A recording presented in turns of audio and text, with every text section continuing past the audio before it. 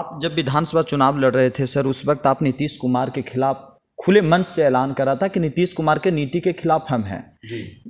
जिन्हें नीतीश कुमार को बिहार में चाचा के नाम से लोग जानते हैं, एक सियासी चाचा हो गए, एक आपके अपने सगे चाचा हैं। अब दो चाचा के खिलाफ आप अकेले लड़ाई लड़ रहे हैं, क्या आपको किसी भाई की ज़रूरत है मौजूदा समय में?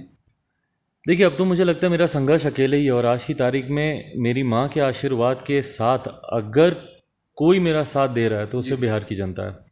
और इसीलिए मैं इस आशीर्वाद यात्रा पर भी मैं निकल रहा हूँ, और मैं ऐसे बिहार की जनता से अब यही, अब मुझे सिर्फ उनका आशीर्वाद चाहिए कि अब मैं अकेला हूँ पूरी तरीके से, और मैं उम्मीद करता हूँ कि बिहार की जनता मेरा साथ दे। और जिसका जो जिक्र आपने किया वो मेरे छोटे भाई हमेशा से ही हैं। मैं, आप शायद तेजस्वी की तरफ आप इशारा कर रहे हैं, तो तेजस्वी मेरे छोटे भाई हमेशा से हैं, और वो और उनका परिवार हर सुख दुख की घड़ी में मेरे और मेरे परिवार के साथ मजबूती से खड़ा रहा। पापा जी, लालू जी एक लंबे समय से दोनों मित्र रहे हैं, और ये हम लोग के व्यक्तिगत संबंध हैं। इसके हर चीज़ को 1+1 11 नहीं करना चाहिए, 1+1 कई बार 2 भी होता है, सिंपल सा मैथमेटिक्स है।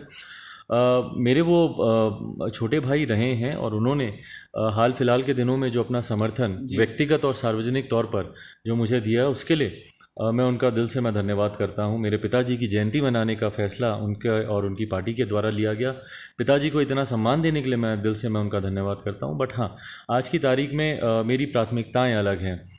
राजनीतिक और कानूनी तौर पर पहले पार्टी की लड़ाई लड़नी है, और उसके बाद सबसे पहले जनता के बीच जाकर उनका समर्थन, उनका आशीर्वाद लेना है। नीतीश कुमार के खिलाफ आप कैसे आगे लड़ाई बढ़ाइएगा सर, क्योंकि मौजूदा समय मुख्यमंत्री हैं, कहा जाता है नीतीश कुमार काफ़ी ताकतवर बने हुए हैं, कैसे लड़िएगा उनके साथ? आपके पास अभी फिलहाल कुछ नहीं है। देखिए, जिसके पास कुछ नहीं होता जी, तो उसके पास भगवान, और भगवान के आशीर्वाद से जनता का साथ तो ज़रूरी होता है, और मेरे साथ तो मेरी भगवान, मेरी माँ और जनता सब है मेरे साथ। जहाँ तक रही बात मौजूदा मुख्यमंत्री नीतीश कुमार जी की, पिछले चुनाव में भी मैंने जनता के बीच सिर्फ फैक्ट्स को रखा था, जो सच्चाई है मैंने जनता के सामने रखा था। भले वो बिहार में गिरती स्वास्थ्य व्यवस्था की बात हो, या चरमराती शिक्षा व्यवस्था की बात हो, इंफ्रास्ट्रक्चर की बात हो, और मैंने हमेशा कहा कि मेरे लिए सबसे बड़ी चिंता का विषय ये है कि आने वाले दिनों में बिहार एक बुजुर्ग प्रदेश बन के रह जाएगा। बिहार का कोई एक ऐसा सक्षम परिवार नहीं है, उसको पहला मौका मिलता है अपने बेटा बेटी को बिहार से बाहर भेजता है। बाहर जाने के बाद बेटा बेटी वहीं पर जाकर पढ़ाई करता है, वहीं पर नौकरी करता है, वहीं पर घर खरीदता है, वहीं पर शादी करता है, बच्चे पैदा करता है, और उसके बाद बुढ़ापे में जब माँ बाप की तबीयत खराब होती है तो उनको मिलने जाता है, उनको देखने जाता है, वो भी अगर समय पे पहुँच पाए तब। ये परिस्थिति क्यों है? क्यों बिहार में अभी भी अच्छी शिक्षा व्यवस्था नहीं है? क्यों मेरे बच्चों को कोटा जाना पड़ता है पढ़ाई के लिए? क्यों ये सारी IT सेक्टर बिहार में क्यों नहीं खुल सकता? सबसे बड़ी बात जी, आप भी साक्षी हैं, क्योंकि जब वो दिल्ली लैंड हुए थे तो आपने भी उनसे ये बात पूछी थी, आपने भी उनका इंटरव्यू किया था। हमारे मुख्यमंत्री आदरणीय नीतीश कुमार जी को एक कैटरैक्ट का ऑपरेशन कराने के लिए जी 1000 किलोमीटर की यात्रा करके चार्टर फ्लाइट से दिल्ली आना पड़ता है। क्यों?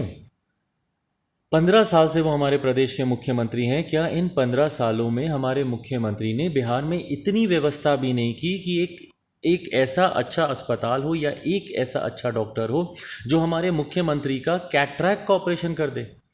अगर उनको अपने ऑपरेशन के लिए दिल्ली आना पड़ता है तो आप मुझे बताइए ना कि बाकी बिहार के जो बुजुर्ग हैं, या जिनको भी इस ऑपरेशन की ज़रूरत है, वो कैसे आएंगे? कि आप उनको भी 1000 किलोमीटर की यात्रा के लिए आप उनको चार्टर फ्लाइट करवा के देंगे? ये व्यवस्थाएं मेरे प्रदेश में क्यों नहीं मिलती? बस मेरा इतना सा सवाल है, और यही सवाल मैंने विधानसभा के चुनाव में बिहार की जनता से ही मैंने पूछा था, और आने वाले दिनों में निरंतरता में मैं पूछता रहूँगा। जब तक मेरा प्रदेश बिहार फर्स्ट, बिहारी फर्स्ट नहीं बनता है, तब तक मैं सवाल पूछता रहूँगा।